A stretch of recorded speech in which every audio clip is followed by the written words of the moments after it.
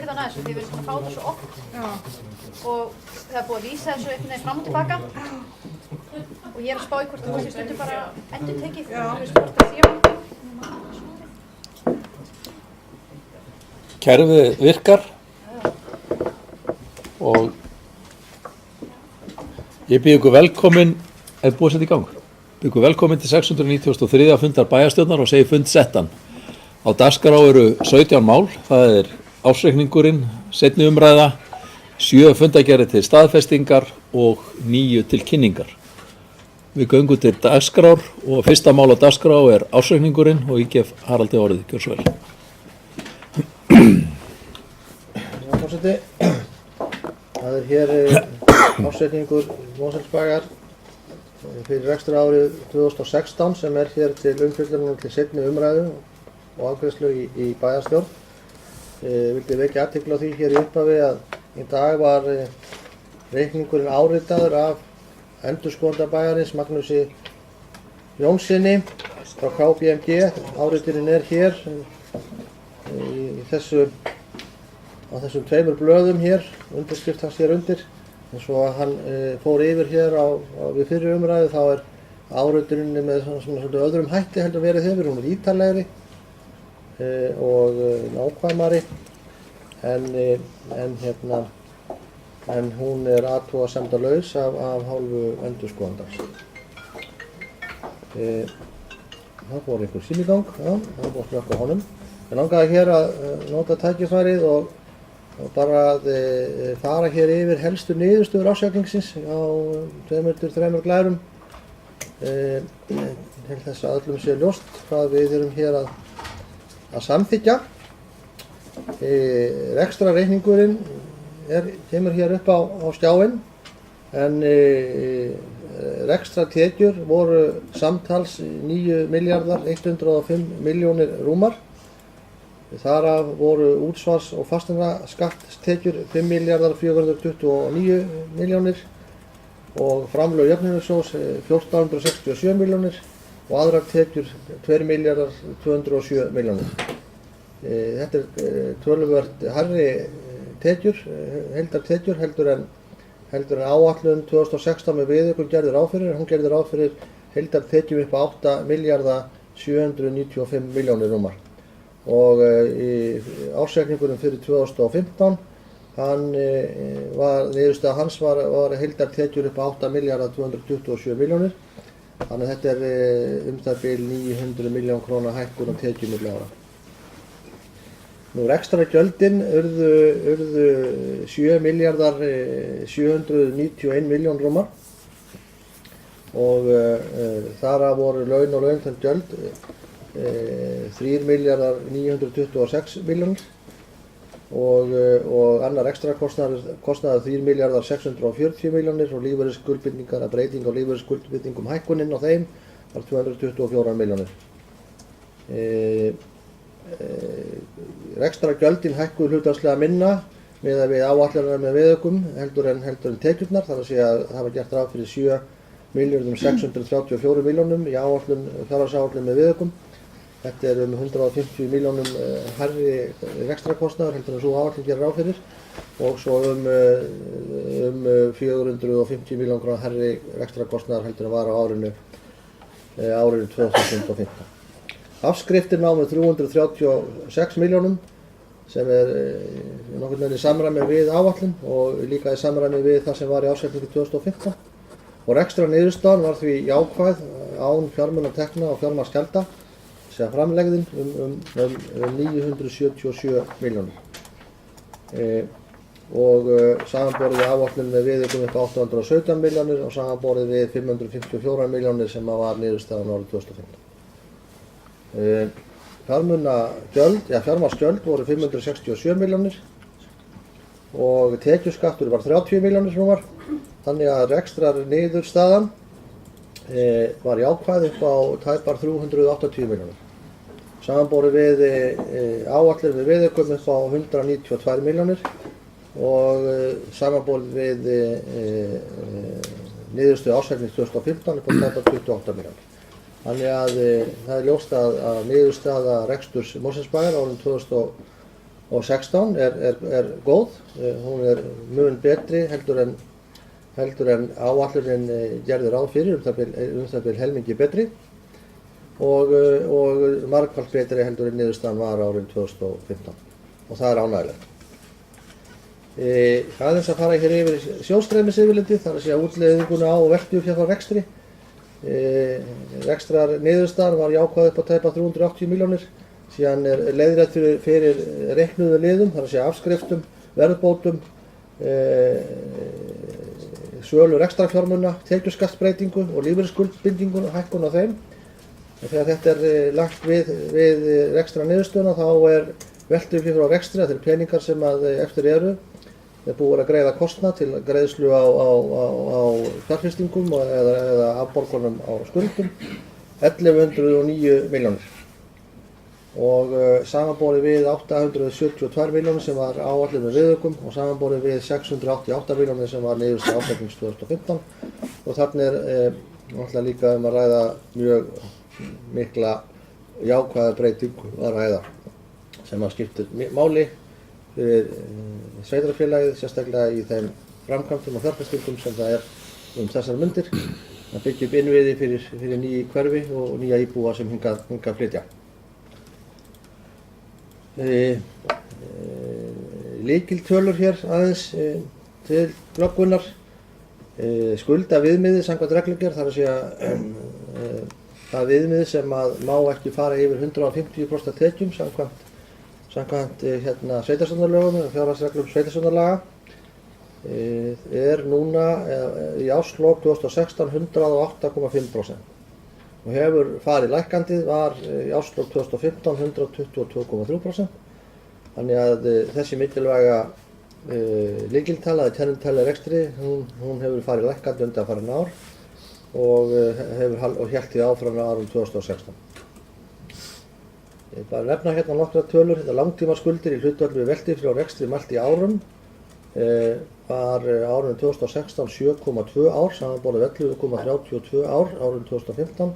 Þessi tala segir okkur hvað mörg ár það tæki að borga upp allar skuldir Mosfellsbæjar miðað við það sem reksturinn að skila í veltufé ef engar fjárfestingar myndu eiga sér stað.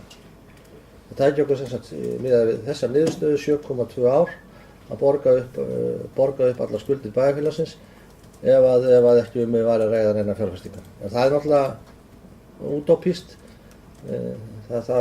Við erum að sjálfsögða að fjárfesta til að mynda byggja nýjan skóla í Helgaskari, þannig að það mun nú taka okkur eitthvað lengri tíma en þetta. Og það er sjálfur sér ekki, það væri sjálfur sér kannski óæðilegt ef að sveitarfélag sem er í svona mikill uppbyggingu eins og Mosfellsbær væri ekki með skuldir. Það var einmitt kosti mjög óvenjuleg staða og það var ekki þannig. Eiginfjárhlutfallið er komið í rétt tæp 30% eða 29,4%, hækkar 2,4% milli ára sem er marktæk breyting og framleiðarhlutfallið það batnar verulega, þegar var 11% árið 2015, það var 14,4% 2016 og veltufé frá rekstri hlutfallið við rekstrartekjur, það sé prósentuhlutfallið, það batnar líka verulega, var 8,4% árið 2015, er komið í 12,2% árið 2016. Þetta eru mjög jákvæða breytingar og jákvæðar tölur, ekki það að tölurnar fyrir árið 2015 hafi verið slæmar, alls ekki, en þær eru bara enn betri fyrir árið 2016. Íbúafjöldinn var í árslok 2016, eða 1. desember 2016 öllu heldur, 9.757. Það hafði fjölgað 2,8% milli ára, en það var í árslok 1. desember 2015 9.488 íbúar. Þannig að það fjölgar hratt í Mosfellsbæ og sú fjölgun heldur áfram á þessu ári og næstu árin samkvæmt áætlunum og þess vegna erum við í þessum innviða uppbyggingum eins og ég nefndi hér áðan. En við langa að lokum að þakka enn og aftur starfsfólki Mosfellsbæjar fyrir vel unnin störf á árinu 2016, hafa haldið vel utan fjármuni sveitarfélagsins, sýnt ábyrgð og að góðu búi. Það mikilvægt fyrir svona stóran vinnustað, svona stórt samfélag eins og Mosfellsbær með 650 manns í vinnu í einhverjum 550 stöðugildum að búa við það að eiga svona sterkan og góðan mannauð sem að skilar góðri niðurstöðu, jafngóðu starfi sem raun ber vitni og var langað að nota það tækifærið og hér og takk öllum starfsmönnum Mosfellsbæjar fyrir þeirra framlagi í þágu samfélagsins á árinu 2016. Að svo mæltu forseti leggja þennan reikning þá fram umræðu, síðar umræðu. Takk fyrir þetta og það hefur hæfið að byrja á því að taka undir þakkir bæjarstjóra til allra sem að málum koma og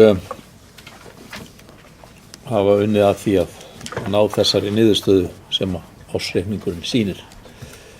En annars er ykkur svo vel.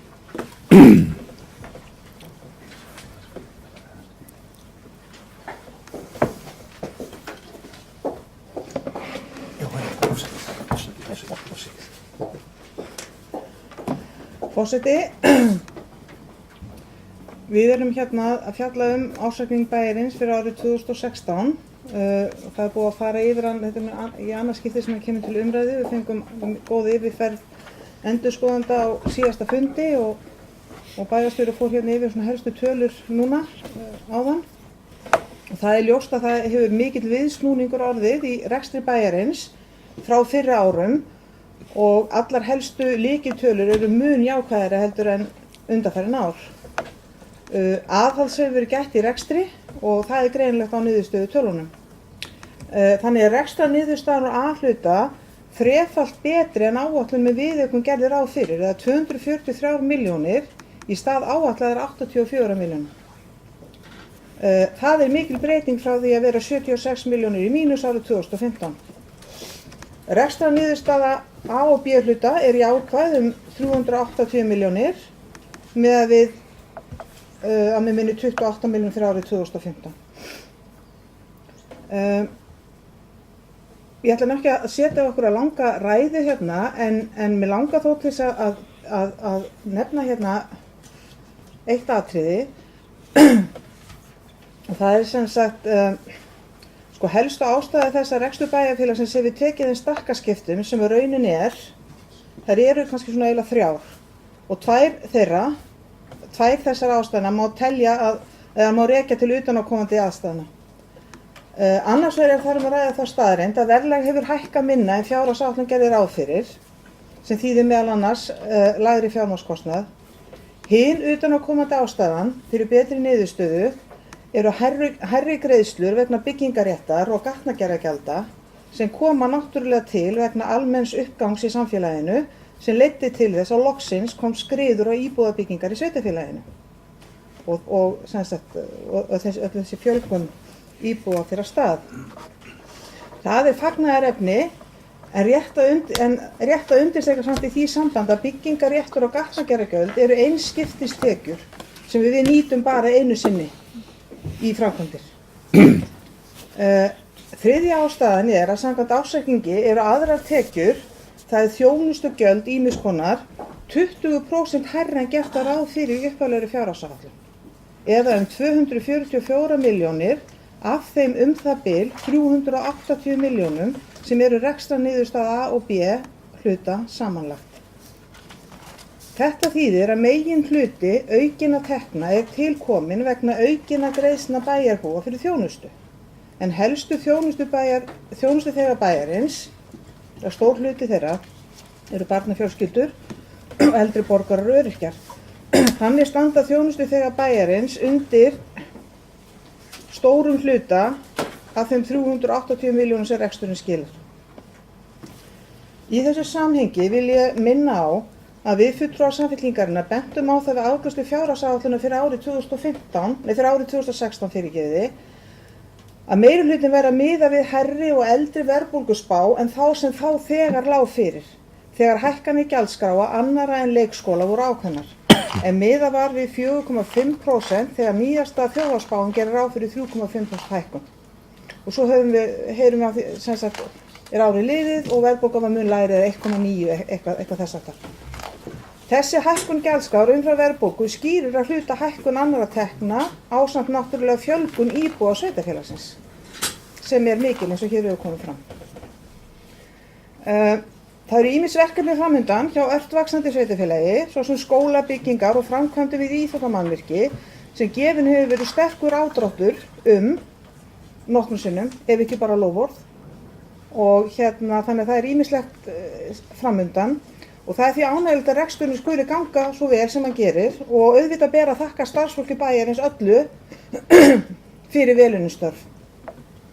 Og þá á ég náttúrulega bæði við þá embættismenn sem starfa hér og svo almennt starfsfólk Mosfellsbæjar. Mér langar til að koma eina tillögu varðandi ábendingar endurskoðanda. Þá ætlum við hjá Samfylkingunni að leggja fram eftirfarandi tillögu. Gerum tillögu ábendingar endurskoðanda til stjórnenda bæjarins er varða innra eftirlit, fjárhagskerfi, stjórnsýslu sveitarfélagsins og önnur atriði sem tengjast vinnu þeirra ásamt skýrslu endurskoðanda til bæjarstjóra verði kynntar í bæjarráði. Þetta er svipuð tillaga og við lögðum fram í fyrra og svona kynning fór fram fyrir bæjarráð.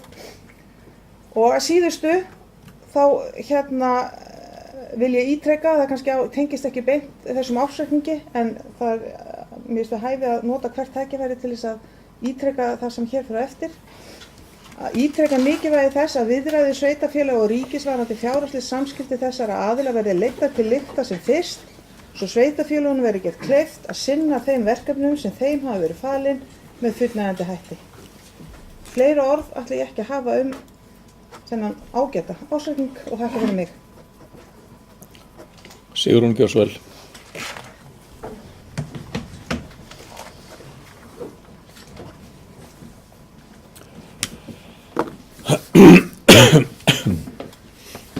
Já, ágæti forseti. Mér langar að nota þetta tækifæri til að þakka þeim sem stóðu að gerð ársreiknings fyrir þá góðu vinnu sem að þau eru að skila hér af sér. Og einnig sem sagt endurskoðendum KPMG fyrir skýrsluna sem er einstaklega vel úr garði gerð og að öðrum ólöstum finnst mér ástæða til að hrósa henni sérstaklega þessari skýrslu. Það er líka ástæða til að gleðjast yfir ársreikningi Mosfellsbæjar fyrir árið 2016.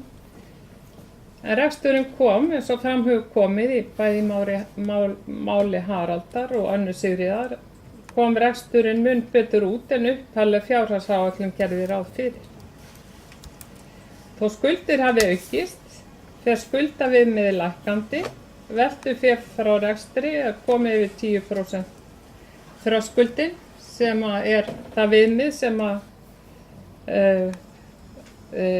þarf að miða við eða sem sagt er sá þröskuldur sem miða þarf við og svo framvegis. Mér langar að nú var ég ekki við fyrstu umræðu en ég náttúrulega hafði aðgang að upptökunni og mér langar að taka undir það sjónarmið sem framkom í máli Jóns Jósefs við fyrstu umræðu að brýnt sé að vanda framsetningu efnis í ársreikningi. Í því felst að bera ætti saman upphaflega fjárhagsáætlun, það er fjárhagsáætlun án síðari viðauka og rauntölur í ársreikningi. Því einungis þannig er hægt að leggja raunhæft mat á gæði upphaflegrar fjárhagsáætlunar. Það auðveldar okkur allavega mjög mikið yfirsýn. Þetta er gert sem sagt í endurskoðendaskýrslunni að bera bæði saman sem sagt upphaflega fjárhagsáætlun og ársreikning og niðurstöður í ársreikningi og fjárhagsáætlun með viðaukum við ársreikningin, þannig að sko, þessar upplýsingar eru mjög vel aðgengilegar í endurskoðunarskýrslunni.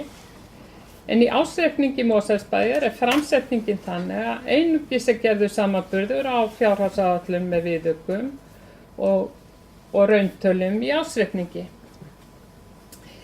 Þess ber þó að geta að í skýringum hægt að lesa sér til upphaflega fjárhagsáætlun. Íbúðarhreyfingunni finnst það hins vegar ekki fullnægjandi og leggur til að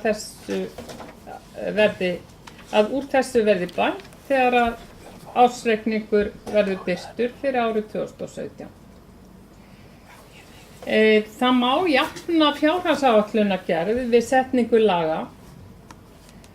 Í reglugerðum bókhald, fjárhagsáætlanir og ársreikninga segir með leyfi forseta: skal fjárhagsáætlun næsta árs fela í sér bindandi ákvörðun allar fjárhagslegar ráðstafanir sveitarfélags á því ári sem hún tekur til. Samanber nánari fyrirmæli.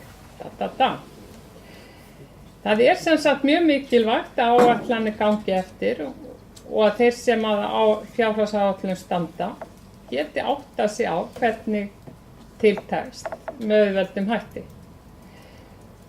Töluverð frávik eru frá upphaflegri fjárhagsáætlun nú sem oft áður. Í þetta skipti eru þau flest mjög jákvæð, þessi frávik. En engu að síður telur íbúðarhreyfingin að það væri hollt að eiga það umræðu í bæjarráði hvort ástæða sé til að bæta fjárhagsáætlunargerðina og draga þar með úr ofangreindum frávikum. Það ekki hægt að sjá við öllu auðvitað og þess vegna leyfist sveitarstjórnum að gera viðauka við fjárhagsáætlanir og mikilvægt að þær breytingar á fjárhagsáætlun komi einnig skýrt fram í ársreikningi eins og ég talaði hérna á það.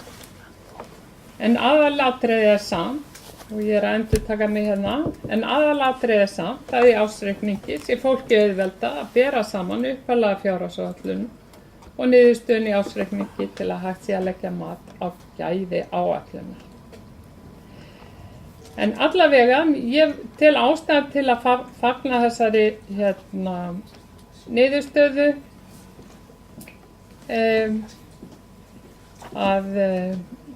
varðandi reksturinn, en engu að síður held ég að við ættum að skoða í sameiningu þessi frávik og hvort eitthvað sé hægt að gera til þess að þau verði ekki svona algeng í fjárhagsáætluninni. Já, ég ætla ekki að hafa þetta fleiri orð, mér finnst innlegg Önnu Sigríðar mjög gott hérna áðan og einmitt svona náttúrulega ástæða til að skoða í hvaða samhengi þessi góði ársreikningur við hækkun þjónustugjalda. En ég ætla ekki að hafa þetta fleiri orð og þakka fyrir mig. Haraldur Gjörsvöld.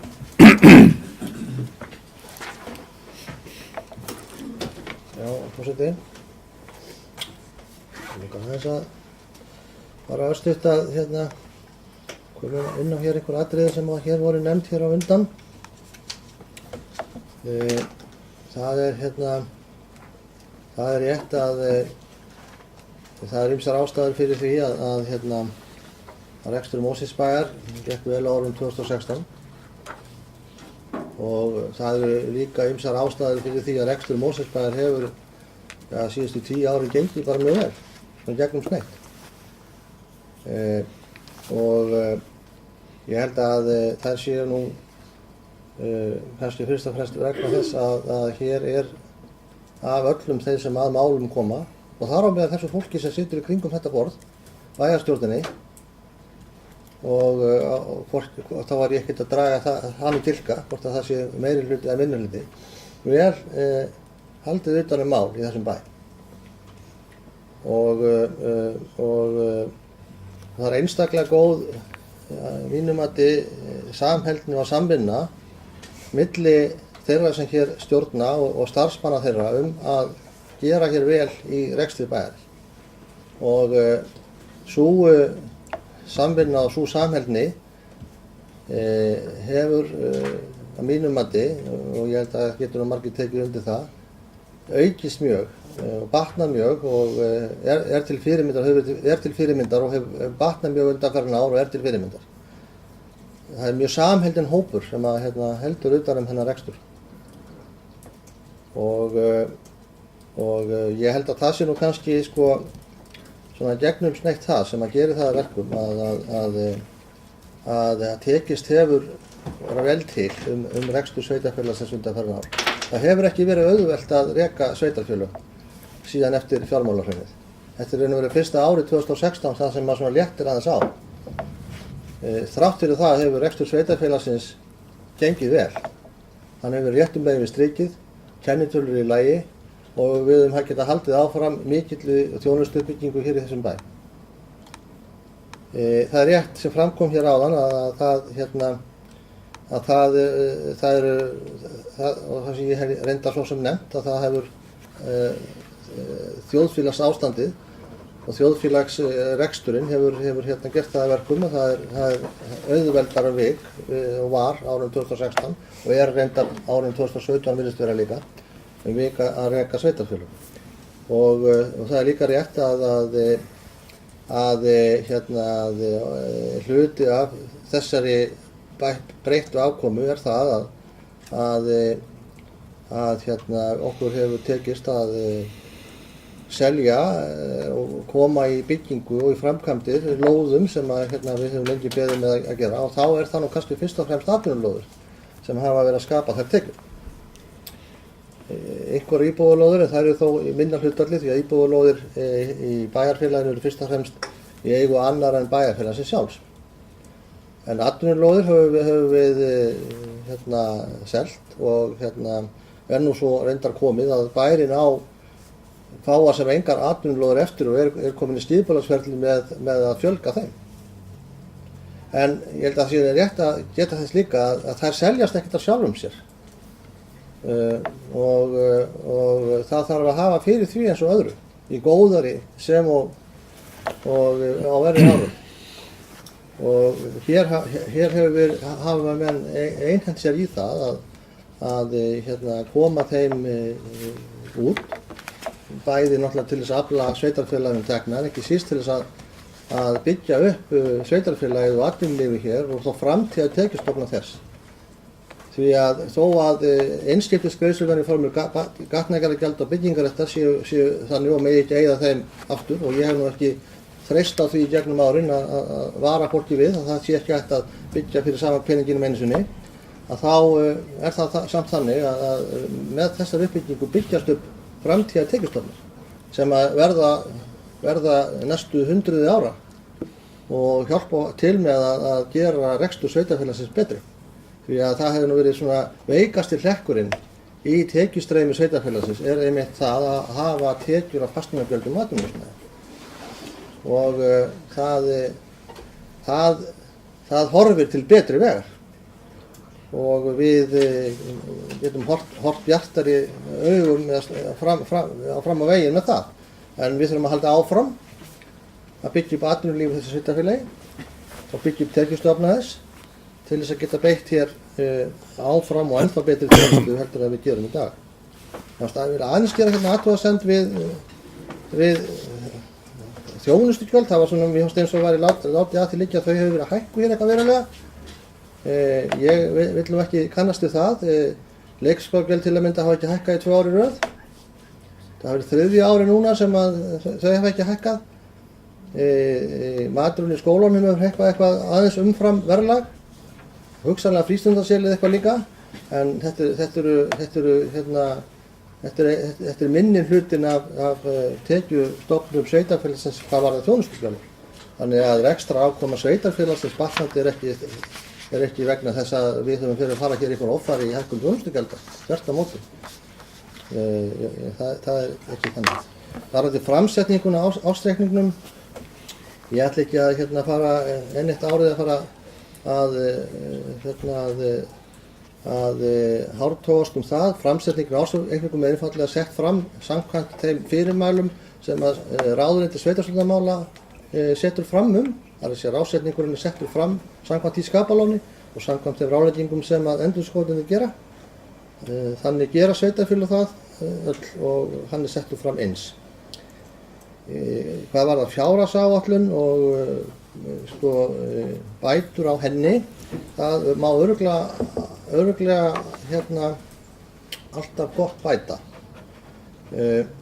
Hins vegar það á mínum mati fyrst og fremst vegna þess að hér unnin vönduð fjárhagsáætlun en ekki síst það að eftir henni farið. Stjórnendur bæjarins og starfsmenn bera virðingu fyrir fjárhagsáætlun og það mjög reglubundið eftirlit að hálfu fjármáladeildar og bæjarstjóra það hvernig henni reiðir af frá mánuði til mánaðar og þannig að það var ekki svo hér fyrir einhverjum árum síðan. Þá var það daglegt brauð að fjárhagsáætlanir væru svona einhvern veginn út í buskan. En ég held að það sé ekki mjög mörg sveitarfélög á landinu sem að frávik frá fjárhagsáætlun séu eins lítil og raun ber vitni á Mosfellsbæ. Ég held að Mosfellsbær sé, ég get ekki sagt hvað í röðinni það en það örugglega ekki mörg sveitarfélög sem eru Mosfellsbær sé mjög ofarlega á þeim lista varðandi frávik frá fjárhagsáætlun. Og það vegna þess að starfsmenn bæjarins, sérstaklega stjórnendur bæjarins, framkvæmdastjórnendur og þeirra starfsmenn virða fjárhagsáætlun. Þeirra virðingu fyrir fjárhagsáætlun og vita að það er heimildir sem að þau hafa til reksturs.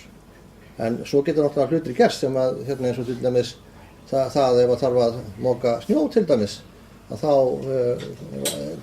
er það hlutur sem að svona erfitt að ráða við og við höfum líka, svo sem ég nefni sem dæmi, illa geta áætlað til dæmis fjárhagsástað svona í síðustu árin. Snjómokstur fjárhagsaðstöð hefur okkur reynst erfitt að hitta á rétta fjölda snjókorna falla niður og nú eða þá fjölda þeirra sem að fjárhagsástað þurfa að halda. Sem betur fer núna hefur það verið réttum megin strikið en mörg ár röngum megin. Þannig að þetta er svona bara dæmi svona hluti sem erfitt er að áætla og þarf að bregðast við með daglegum heimildum, með daglegum rekstri ef að út af bregður. En ég get alveg fullyrt það við hvern sem er og hvar sem er og hvenær sem er að fjárhagsáætlunin hér það er vandað til hennar og það er dórin virðing og það er farið eftir henni eins og kostur er. Anna Sigríðardóttir.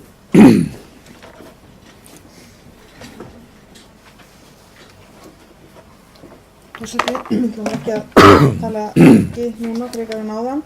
Ég ætla samt að bæta fram við það sem ég ætla að segja núna svo að það velkist enginn í vafa það að þær athugasemdir sem við gerum eru ekki athugasemdir í garð vinnulags eða trúmennsku embættismanna annarra starfsmanna bæjarins. Það er bara alls ekki þannig. En mér langar aðeins að bregðast því sem bæjarstjóri sagði hér áðan, það er bara þannig að við, þegar var að vera að gera fjárhagsáætlun fyrir árið 2016, þá var ákveðið að hækka alla gjaldskrá nema leikskólanum 4,5%. Við bentum á að það væri til ný þjóðhagsspá sem gerði þá reyndar ráð fyrir 3,5%. Við lögðum til að það eru miðað við það. Það var ákveðið að gera það ekki og það er náttúrulega bara allir frjálst að þeim sem stýra hér að gera það. En þetta er staðreynd málsins. Eitt af markmiðum fjárhagsáætlunar 2016 hjá Vinstri grænum og Sjálfstæðisflokki var mér er bara eftir minni að gjaldskrár grunnskóla hækkuðu ekki á raungildi. Þær hafa hækkað að raungildi.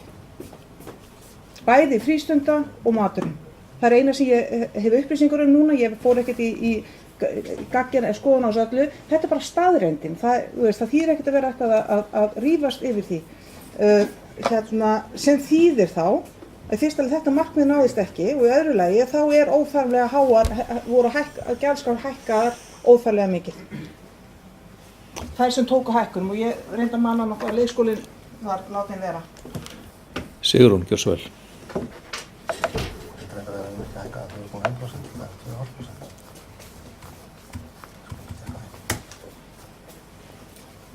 Já, ágæti forseti, þessi umræða hér áðan frávik varðandi fjárhagsáætlunargerðina, hún hefur sem sagt frá mínu sjónarhóli séð ekkert með starfsmenn sveitarfélagsins að gera. Þetta hefur með okkur sem að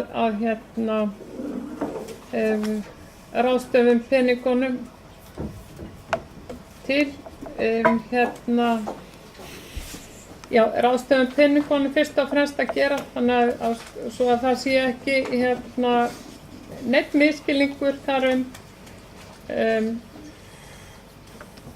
Mér langar líka að benda á að fasteignagjöldin, þau náttúrulega hækkuðu umtalsvert og það væri mjög fróðlegt að fá að vita, hverja tekjurnar urðu af þeirri hækkun, hvaða tekjuauki varð af þeirri hækkun og fasteignagjöldum, ef að bæjarstjóri hefur það kannski á hraðbergi hvað það var mikið.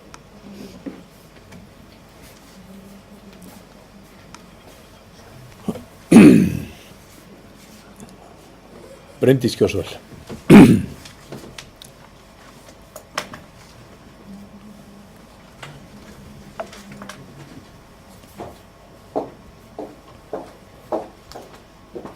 Virðulegur forseti, mér langar að taka undir þær þakkir sem að hér hafa verið framfærðar til starfsmanna bæjarins, bæjarstjóra, sviðsstjóra og aðra stjórnendastofnana sem að hefur tekist vel upp í rekstri á sveitarfélaginu og fyrir það ber að þakka. Ég get líka tekið undir þakkir til endurskoðandans og góða skýrslu frá honum. En alveg svo ég sagði hér við fyrri umræðuna þá er það sjálfsögðu ánægjuefni að sjá að rekstur sveitarfélagsins gengur enn betur en við hefðum áætlað og fólk er svo sem búið að velta hér vöngum yfir því hvað það er sem að ræður og það eru mörg atriði alveg svo farið hefur verið hér yfir. En ekki síst getum við þó verið stolt af því góða starfi sem hefur verið unnið hér innan sveitarfélagsins við að fylgja eftir þó þeirri áætlun sem að við hér samþykktum. Ég vil nú líka nota tækifærið og minna á það eins og ég geri yfirleitt við umræðu bæði fjárhagsáætlun og svo undir umræðum ársreikningum að við erum auðvitað alltaf að tala þá fjármuni sem að við hér innheimtum í formi skatta eða gjalda af íbúum þessa sveitarfélags og okkur ber auðvitað að fara mjög vel með þá og mín sýn er svo að við eigum að lágmarka skattheimtu eins og kostur er og sjá til þess að við getum veitt hér góða þjónustu með sem hagkvæmustum hætti. Og þessi niðurstaða sýnir að við höfðum svigrúm til þess að lækka útsvarsprósentuna eins og við gerðum síðast og ég vona svo innilega að við munum hafa enn aukið svigrúm til þess að lækka álögur á íbúa eftir því sem að fram líða stundir. Þannig að ég gleðst yfir þessum ársreikning og niðurstöðum hans. Ég vil líka út frá umræðinu sem var hér sem sagt aðrar tekjur, þar að segja gjaldheimtu fyrir þjónustu, minna á að aðrar tekjur eru innan við 25% af heildartekjur sveitarfélagsins. Og þar koma þá þessi gjöld sem að hér hefur verið vísað kannski helmingurinn af því. Bara svo því sé til haga haldið. Og ég hef líka sagt að þegar umræðan snýr hér að barnafjölskyldum og við erum svo sannarlega að reka hér barnvænt samfélag enda sækjast barnmarga fjölskyldur eftir því að koma til Mosfellsbæjar og búa hér enda veitum við hér góða þjónustu og ég hef líka tjáð þá skoðun mín að mér finnst ekki vera kappsmálið að vera hér með ódýrustu leikskólagjöldin heldur bestu leikskólana ef út í það er farið og bestu skólana reynda líka, við höfum að setja marki hátt í þeim efnum. En aðeins varðandi líka umræðum framsetningu á ársreikningnum því að svo umræða hefur hér komið upp, kom hér upp í hvert einasta skipti sem við fjöllum ársreikning á síðasta kjörtímabili og kom hér aftur upp við fyrri umræðu þess ársreikning. Þá vil ég bara ítreka það að það er til reglugerð bókhald, fjárhagsáætlanir og ársreikninga sveitarfélaga. Það er reglugerð númer 1212 frá árinu 2015 og þar er alveg skýrt hvernig á að setja upp ársreikning fyrir sveitarfélag. Það bara getur ekki verið skýrara í þeim viðaukum sem að þessari reglugerð fylgja og það er bara alveg nákvæmlega eins og ársreikningur Mosfellsbæjar er settur fram og held ég örugglega ársreikningur allra sveitarfélaga. Og okkar ágæti endurskoðandi fór hér ágætlega yfir það síðast og við vitum það að KPMG sinnir endurskoðun fyrir mörg sveitarfélag og framsetningin er með þessum hætti. Hvað sem okkur svo kann að finnast það, en þá er samanburðurinn þarna alveg skýr, hvort sem hann er við upphaflega áætlun í viðauka eða áætlun með viðaukum fremst í skjalinu og líka í viðauka. Þannig að ég held að þessi framsetning sé mjög skýr og svo þurfum við náttúrulega líka að muna það að það er við sem berum ábyrgð á fjárhagsáætlunni sjálfri, viðaukum við fjárhagsáætlun því þær eru samþykktir hér og svo ársreikningunum sjálfum sem er í rauninni okkar þó að hann sé unnin af endurskoðendum bæjarins.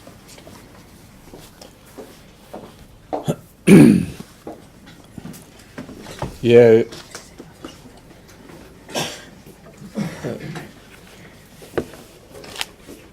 gef orðið laust, þá eru fleiri sem vilja tjá sig ársreikningin. Ef ekki, þá er umræðum, það er óskað eftir að koma að bókun, já, þú líka, þá ætla ég að klára afgreiðslunar á fyrsta lagi á tillögunni og svo á ársreikningnum og svo ætla ég að gefa færi á því að bóka. Erum við sátt við þá málsmeðferð? Gott að heyra. Þá er það fyrst hér tillaga S-lista sem er svohljóðandi gerum tillögum að ábendingar endurskoðenda til stjórnenda bæjarins er varða innra eftirlit, fjárhagskerfi, stjórnsýslu, sveitarfélagsins og önnur atriði sem tengjast vinnu þeirra ásamt skýrslu endurskoðenda til bæjarstjóra verði kynntar í bæjarráði. Þeir sem að samþykkja þessa tillögu gjör svo ekki að merki. Hún er samþykkt með 9 atkvæðum. Þá ber ég upp ársreikningin í heild sinni, svo það stendur, þeir sem samþykkja hann. Takk fyrir, samþykkt með 9 atkvæðum og þá er komið að gefa færi á að bóka. Haraldur gjör svo vel, svo það séu við.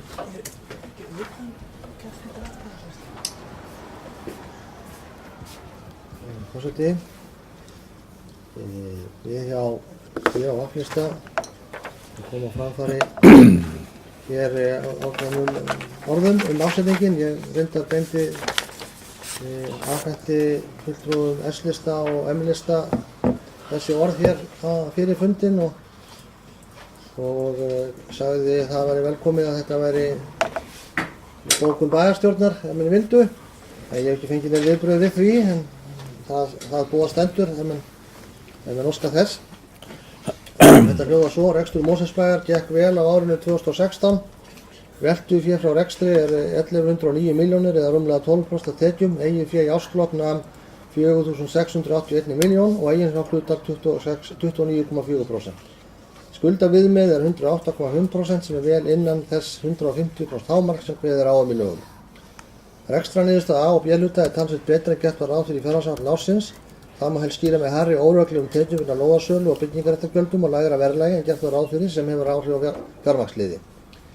Framundan er áframhaldandi uppbygging innviða í Mosfellsbæ. Á síðustu árum hefur verið lögð áhersla á uppbyggingu framhaldsskóla, íþróttahús, hjúkrunarheimili og stórbætt aðstæður fyrir félagsstarf eldri borgara. Stærsta verkefni sem sveitarfélagið hefur með höndum nú er bygging Helgafellsskóla. Það er leik- og grunnskóli í nýbyggingarhverfi í hraðri uppbyggingu sem áætlað er að muni kosta 3.500 milljónir á næstu 10 árum.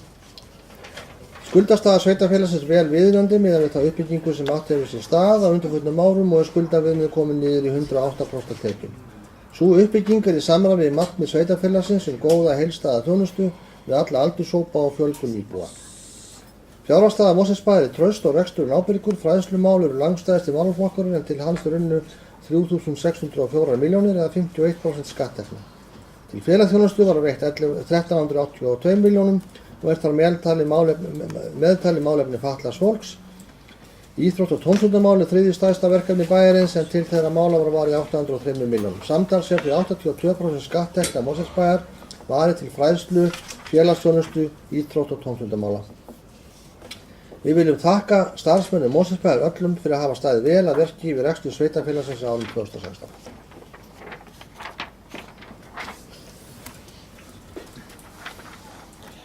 Anna Sigríður, gjörðu svo vel. Forseti, já, ég ætla að byrja á því að þakka gott boð oddvita sjálfstæðismanna og bæjarstjórans okkar að fá að vera með í bókun meirihlutans og vissulega margt þar sem að við getum auðveldlega tekið undir en okkur finnst við þurfum að koma aðeins á framfæri skilaboðum frá okkur þannig að við ætlum að leyfa ykkur bara að eiga bókunina sjálf og leggja fram í stutta bókun frá okkur. Hún hljóðar svona. Það er vissulega gleðiefni að rekstrarniðurstaða Mosfellsbæjar fyrir árið 2016 sé jákvæð eftir undangengin nokkur mögur ár og rétt er að þakka starfsfólki bæjarins fyrir þeirra framlag til betri rekstrar. Þar hjálpar verulega til að verðbólga var lægri en áætlanir gerðu ráð fyrir sem meðal annars kemur fram í lægri fjármagnskostnaði, punktur afsakið. Einnig skiluðu einskiptistekjur eins og til dæmis byggingaréttargjöld sér í meira mæli en gert hafði verið ráð fyrir. Það sem þó gerir útslagið rekstrarniðurstöðunni eru auknar tekjur, þó ekki vegna útsvars og fasteignagjalda sem voru nokkurn veginn á pari við áætlun, heldur vegna þjónustutekna bæjarins sem eru til dæmis leikskólagjöld, skólamáltíðir og tekjur vegna þjónustu við aldrað og öryrkja. Þær tekjur eru 20% hærri en gert var ráð fyrir í fjárhagsáætlun eða sem nemur röskum 240 milljónum af heildarrekstrarniðurstöðu A og B hluta upp á 380 milljónir. Þá er líka vert að hafa í huga að greiðslur úr jöfnunarsjóði voru þar að auki 100 milljón krónum hærri en gert hafi verið ráð fyrir. Það er því ljóst að ein megin ástæða ásettanlegra niðurstöðu ársreiknings 2016 eru hærri þjónustutekjur en gert var ráð fyrir meðal annars vegna hækkana gjaldskrá á árinu 2016 umfram verðbólgu. Já, mér finnst þetta samt að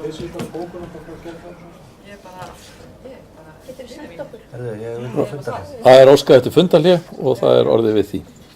Við hefjum þá fund að 9. Anna Sigríður, gjörðu svo vel.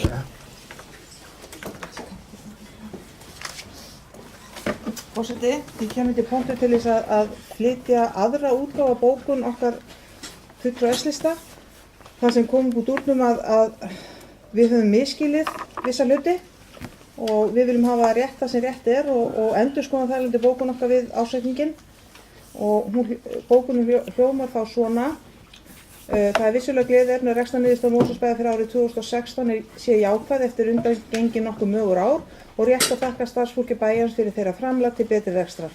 Þar hjálpar verulega til að verðbólga var lægri en áætlanir gerðu ráð fyrir sem meðal annars kemur fram í lægri fjármagnskostnaði. Einnig skiluðu einskiptistekjur eins og til dæmis byggingaréttargjöld sér í meira mæli en gert hafði verið ráð fyrir. Það sem þó gerir útslagið í rekstrarniðurstöðunni eru auknar tekjur, þó ekki vegna útsvars og fasteignagjalda sem voru nokkurn veginn á pari við áætlun, heldur vegna svokallara annarra tekna. Aðrar tekjur eru 20% hærri en gert var ráð fyrir í fjárhagsáætlun eða sem nemur röskum 240 milljónum af heildarrekstrarniðurstöðu A-hluta.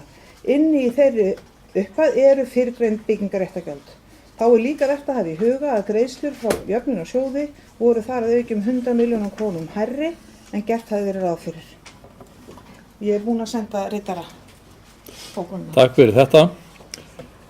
Fleiri hafa ekki óskað eftir að koma með bókanir við ársreikninginn þannig að við höfum lokið fyrsta dagskrárlið fundarins. Og þá er komið að fundargerðin til staðfestingar. Við tökum fyrir þá fyrst fundargerð 1301. Fundar bæjarráðs sem haldin var 5. apríl. Orðið er laust fundargerðina. Ef enginn kveður sér hljóðs þá er umræðan lokið þeir sem að staðfesta hana kjósa ekki á merki. Takk fyrir, hún er staðfest með 9 atkvæðum. Þá tökum við fyrir fundargerð 1302. Fundar bæjarráðs sem haldið var 7. apríl. og orðið er laust þá fundargerð.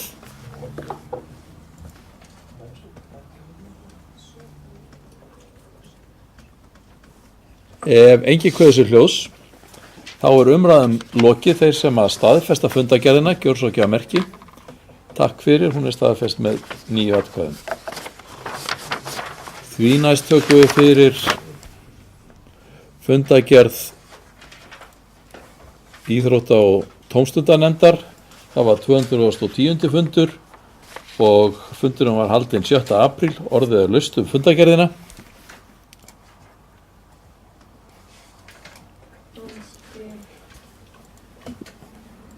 Sigrún, gjör svo vel.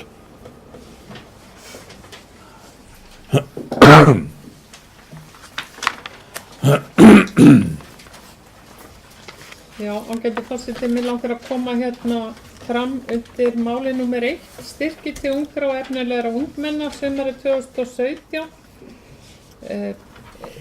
Fulltrúi íbúðarhreyfingarinnar í íþróttanefnd viðraði þá hugmynd að fjölga styrkjónum í þessum hóp. Þú veist, íbúafjöldi fer hækkandi og í Mosfellsbæ, þannig að sem sagt, það væri kannski komin tíma á það að fjölga þeim sem fá styrki í hverjum aldurshóp fyrir sig. Og mér langaði bara að koma því á framfæri. Það væri kannski ráð að huga því áður en þessi styrkir eru veittir á næsta ári. Ólafur Ingi, gjör svo vel.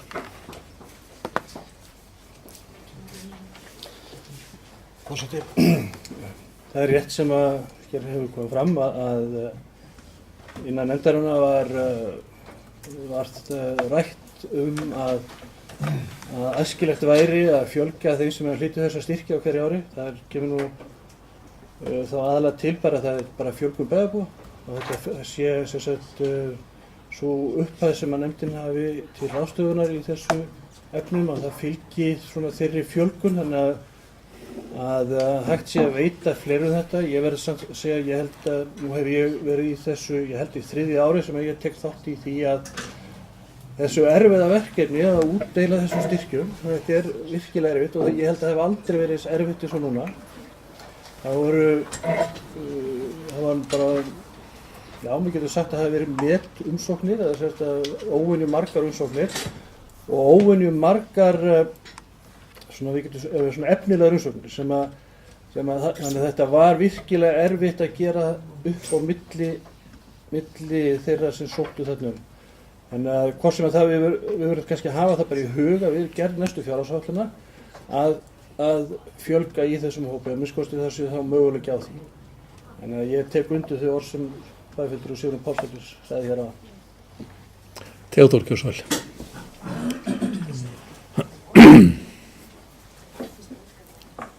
Forseti,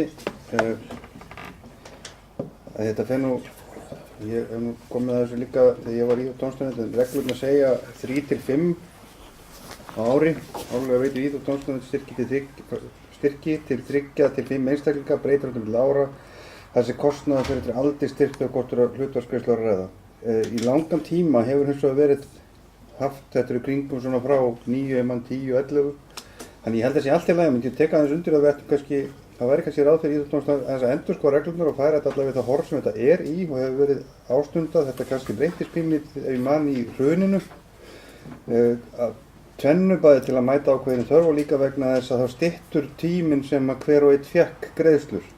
Þá það fjölgaði svo rosalega þeim sem að voru að þiggja hjá okkur eða voru á þessum, hvað ég segja, voru að þiggja laun hjá bænum fyrir svona unglingavinnu eða það sem þar kemur að því, en þá voru sett fyrir þann tíma voru þetta 3 til 5 og það var enn erfiðar að velja.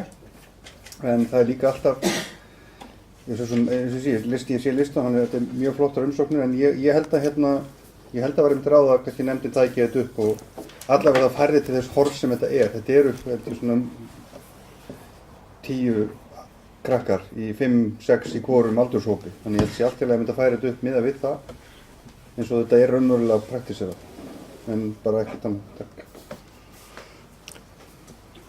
Fleiri sem að vilja tjá sig? Ef ekki þá umræðum lokið. Þeir sem að samþykkja kjörsókjarmerki, takk fyrir. Fundargerðin samþykkt með 9 atkvæðum.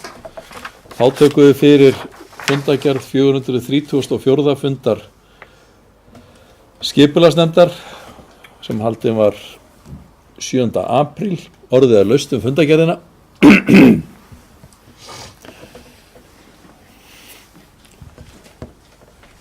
Ef enginn kveður sér hljóðs þá umræðan lokið. Þeir sem að staðfesta kjörsókjarmerki, takk fyrir. Fundargerðin staðfest með 9 atkvæðum. Þá tökum við fyrir fundargerð 177. fundar umhverfisnefndar. Fundurinn var haldinn 7. apríl. Orðið laust fundargerðina. Bjarki, gjörðu svo vel.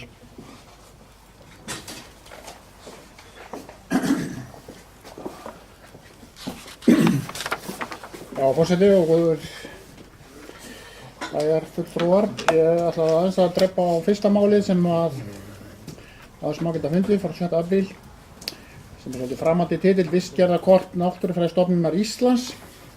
Það komu þarna 2 góðir gestir frá Náttúrufræðistofnun og kynntu ákveðið verkefni sem hafa búið að vera í gangi í mörg undanfarin ár og er nú svona ákveðin áfangi og ja, til ákveðin tímamót þar sem er aðgengilegt á netinu vistgerðarkort yfir allt landið.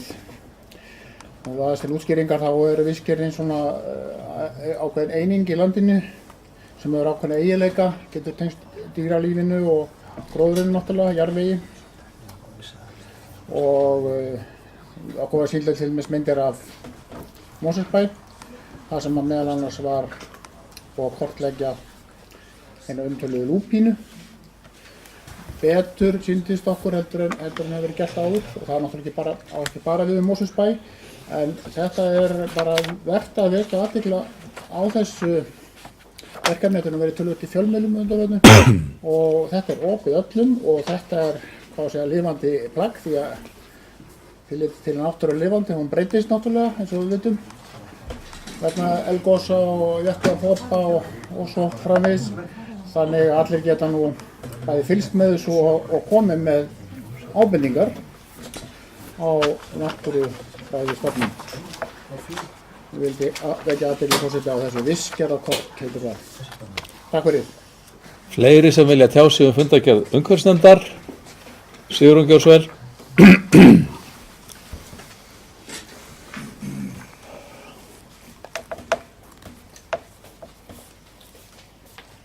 Já, ég kem hér fram undir máli númer 4. Það heitir Skógræktarstefna fyrir Mosfellsbæ. Ég ætla bara að lýsa ánægju minni með að nefndarmenn í umhverfisnefnd hafi verið að ræða þetta og þetta mál sé komið á svona byrjunar framkvæmdastig, allavega skoðun á því að móta skógræktarstefnu. Reykjavíkurborg mótaði svona skógræktarstefnu fyrir nokkrum árum síðan og við fengum kynningu á því hjá honum Birni, ég man ekki hvers son hann er, Bjarki, landfræðingur sem að Trausta. Já, Birgir Trausta, Björn Traustason hérna í listasalnum fengum við kynningu á þessu hvernig svona skógræktarstefna er unnin og ég held að almennt hafi þeim sem að hlustuðu á fyrirlestur Björns þótti þetta mjög spennandi verkefni og þess vegna stíg ég hér í pontu og bara fagna því að þetta sé komið á þetta stig. Fleiri sem vilja ræða fundargerð umhverfisnefndar. Ef ekki, þá umræðum lokið. Þeir sem að samþykkja fundargerðina kjörsókjarmerki, takk fyrir, samþykkt með 9 atkvæðum. Því næst tökum við fyrir fundargerð 41. fundar ungmennaráðs sem haldið var 4. apríl. Orðið laust fundargerðina. Ef enginn kveður sér hljóðs, þá umræðum lokið. Þeir sem að samþykkja kjörsókjarmerki, takk fyrir, með öllum greiddum atkvæðum er hún samþykkt 9 talsins og þá tökum við fyrir fundargerð 63. fundar þróunar- og ferðamálanefndar sem haldið var 10. apríl. Orðið er laust fundargerðina. Sigrún, gjör svo vel.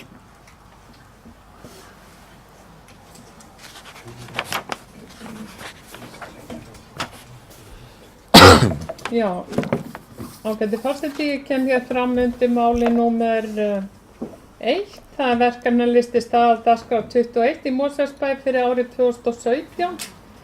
En það var niðurstaða sem sagt fundarins að leggja áherslu á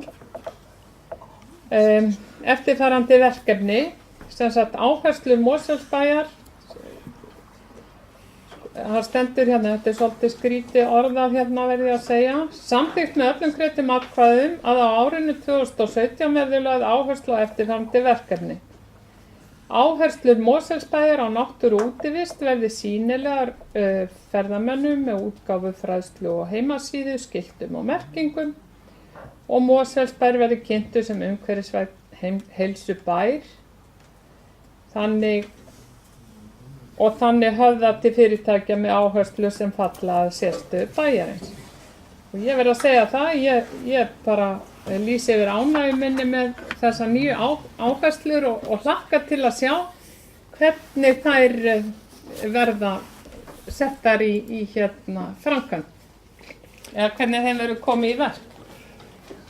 Fleiri sem vilja tjá sig fundargerðina, ef ekki þá er umræðum lokið þeir sem að samþykja svo ekki að merki. Samþykkt með 9 atkvæðum. Þá erum við búin að ljúka afgreiðslu fundargerða til samþykktar og þá er komið að fundargerðan til kynningar. Við tökum fyrst fyrir fundargerð 307.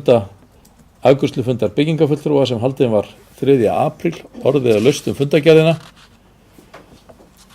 Ef engin kveður sér hljóðs, þá er umræðan lokið og fundargerðin lögð fram. Þá tökum við fyrir fundargerð 359. fundar samstarfsnefndar skíðasvæða höfuðborgarsvæðisins sem var haldinn 30. mars. Orðið er laust fundargerðina. Theodór, gjörðu svo vel.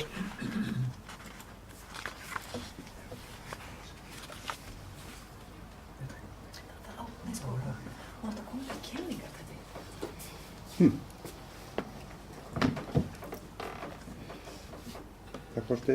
Gjörðu svo vel. Er það kannski með þessa fundargerð, það er svo mikið við að það rætt bara rekstramála hvernig 2016 gekk upp og það er bara fína tölur. Það er skjal sem ég sendi ykkur í dag sem að mætti verði viðbótar og nú er ég bara vísa þessu ekki svo því bara til upplýsinga í Íþrótta- og tónlistarnefnd og ég myndi það kannski bæta því skjali við það hvernig skiljiði mig. Þú vilt að það skjalið fari inn til Íþrótta- Já. En bara já, það eru góða fréttur á svæðunum, það var mjög margir dagar, tekjur aldrei jafn miklar, rúmum 30% herri þetta voru, það ræðist bara fjölda dagar sem að það voru fleiri dagar í opnun og rekstragjöld og rekstratekjur haldast í hendur þannig að staðan er bara fín. Það voru 2,3 milljónir sem er réttu megin og það er bara samkvæmt reglum og samkomulögum sveitarfélaginu gengur á milli ára. Það var sett hærðingakrafa á skíðasvæðinu og það er bara 8 milljónir, það gekk eftir. En það er í sjálf og sér bara ágætar fréttir af skíðasvæðinu. Þannig að takk fyrir. Fleiri sem áskilja þess að taka til máls. Ef ekki þá er fundargerð lögð fram. Þá tökum við fyrir fundargerð 13. eigendafundar Strætó BS sem haldin var 3. apríl. Orðið er laust fundargerðina. Ef engin kveður sér hljóðs þá er umræðum lokið og fundargerð lögð fram. Því næst tökum við fyrir fundargerð 9. eigendafundar Sorpu sem haldin var 3. apríl. Orðið er laust. Kolbrún, gjörðu svo vel.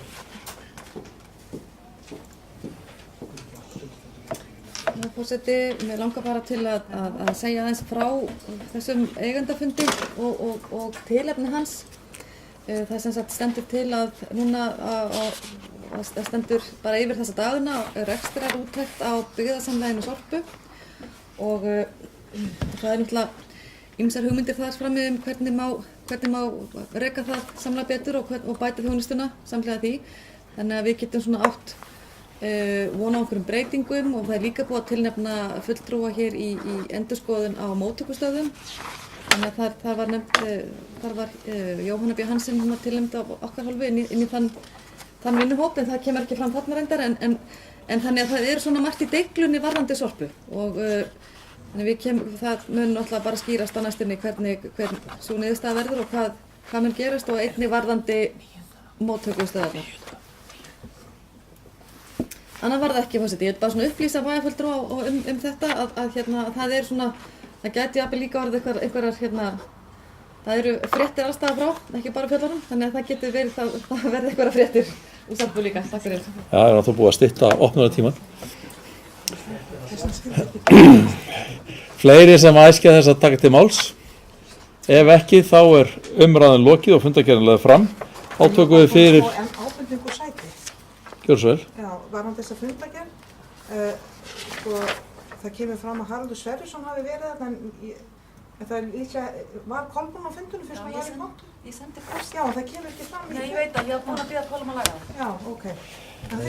En eigendafundur, þá er það sem sagt stjórn SSA og stjórn viðkomandi byggðarskap. Já, en það er stjórnin er líka mætt en sko... Ljómandi, það komið fram, Kolbrún var mætt á þennan fund, þannig að hún er að tjá sig fund sem hún var á, þá er átt fyrir að það kom ekki fram í fundargerðinni. Ég er alveg, vissi hún var ekki að ráðast inn á fund sem hann átti ekki erinda á, sko, en ég er bara fyllandi upplýsingar í þessari fundargerð. Það gerum við ekki að úr sæti, afsakið. Þá tökum við fyrir fundargerð 8. eigandafundar Sorpu sem haldin var 25. janúar, orðið og laust þá fundargerð. Ef enginn kveður sér ljós, þá er umræðan lokið og fundargerðin lögð fram. Þá tökum við fyrir fundargerð 12. eigandafundar Strætó sem haldin var 23. janúar. Orðið að laust þá fundargerð.